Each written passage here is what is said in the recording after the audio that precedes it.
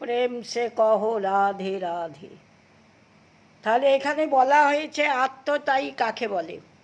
আত্মতায়ী কাকে বলে জানেন? আত্মতায়ী, এখানে দুর্যোধনদের মধ্যে উপরিক্ত সমস্ত লক্ষণ দেখা যায়। যতুগৃহে অগ্নি সংযোগ করে তারা সব পাণ্ডবদের পুড়িয়ে মারার চেষ্টা করেছিল।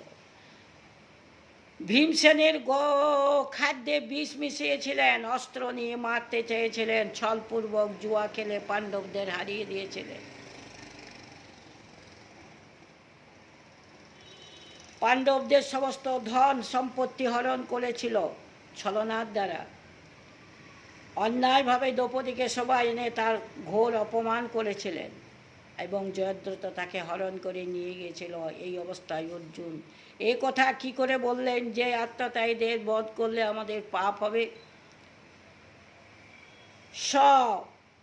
এতে কোনো সন্দেহ নেই, স্মৃতিকারকদের মতে আত্মতায়ীকে বধ করা দূষণীয় নয়, এবং এটি সত্য যে দুর্যোধনেরা আত্মতায়ী ছিলেন, কিন্তু অন্য কোনো স্থানে স্মৃতিকারকগণ একটি বিশেষ কথা বলেছেন।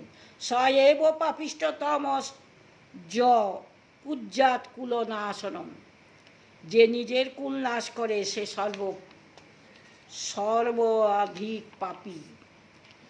স্মৃতিশাস্ত্রে কথাটি সাধারণভাবে প্রদত্ত শাস্ত্রের আদেশ থেকে অনেক বেশি গুরুত্বপূর্ণ মনে করেন।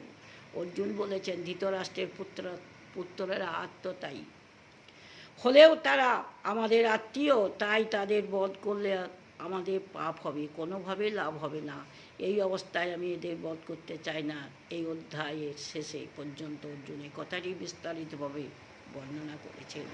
জয় রাধে, জয় রাধে, জয় নিত্যানন্দা ওই নম।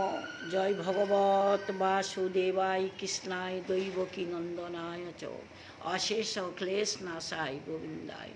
হরে কৃষ্ণ চৈতন্য প্রভু নিত্যানন্দ শ্রী অদ্বৈত গদাধর শিবাসাদি গৌর।